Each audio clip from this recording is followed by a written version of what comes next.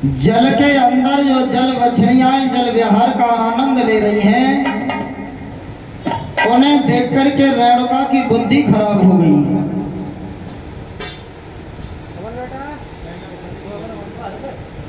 और मन में विचार करने लगी, सोचने लगी, अगर हमारे ऊपर जवानी आ जाए तो मैं भी इस जल विहार का आनंद लूं अपने पति के साथ में। और भैया ये बुद्धि ना जाने कब किसकी खराब हो जाए।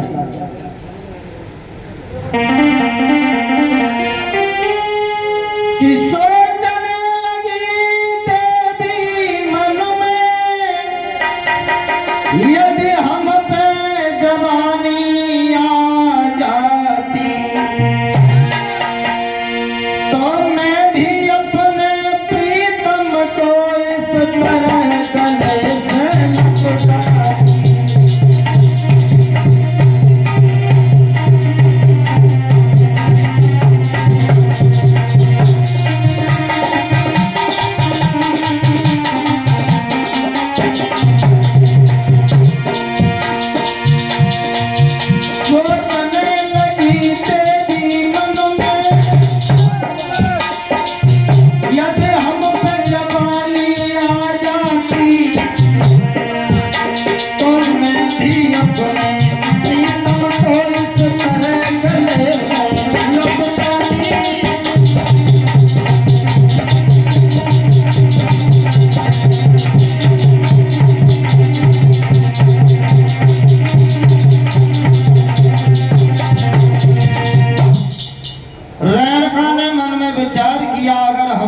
जवानी आ जाए तो मैं भी अपने पति के साथ में इसी जल विहार का आनंद लेती। भैया सोचते सोचते रेणुका को दोपहर हो गया और जब याद आई कि मेरे पति स्नान करने के लिए बैठे होंगे, मैया रेणुका जल लेकर के आश्रम पर आई है। और भैया जब आश्रम पर आई, महात्मा जमदग्नि ने जब देखा तो सवाल किया, हे देवी तुम सुबह की जल लेने के लिए गई, लेकिन इतना विलंब तुमने कहाँ किया? रेणुका समझा करके बोली है, महाराज जल के अंदर जो जल मछलियां जल विहार का आनंद ले रही थी, उन्हें देखते देखते हमें सुबह से दोपहर हो गया। महात्मा जी बोले, नालायक औरत, तू 4 बच्चों की माँ हो गई, लेकिन तेरे मन में से अभी भोग विलास की इच्छा नहीं गई। परशुराम से बड़े 3 जो बेटा थे उन्हें पास में बुलाया और कहा, बेटा ऐसा करो, हमारे कहने से अपनी माँ को मार दो। तीनों लड़का हाथ जोड़ करके बोले, पिताजी जिस माँ ने जन्म दिया है, जिसका दूध पी करके हम सयाने हुए हैं और जिस माँ की उंगली पकड़ करके हम चलना सीखे हैं, उस माँ पर हाथ नहीं उठेगा। और भैया माँ का दिल जो होता है वो बहुत कोमल होता है, मक्खन के समान होता है। एक कवि लिखते हैं,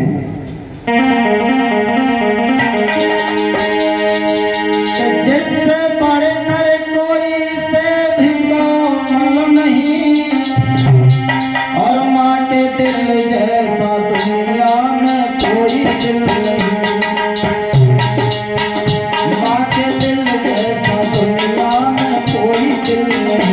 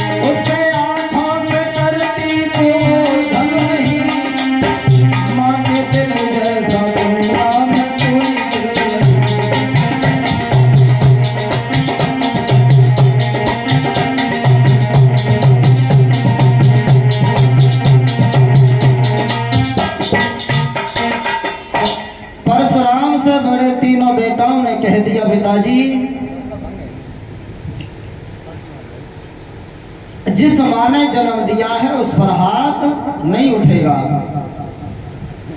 तब तक परशुराम श्रद्धाएं लेकर के अपने पिताजी के पास में आए। परशुराम को आते हुए जब जमदग्नि ने देखा, जमदग्नि परशुराम से बोले हैं, बेटा ऐसा करो, हमारे कहने से अपनी मां को मार दो। भैया परशुराम ने यह भी नहीं पूछा कि मां का दोष क्या है। फरसा उठाया, हुआ ऐसा कि तत्काल बिना ही कहे सुने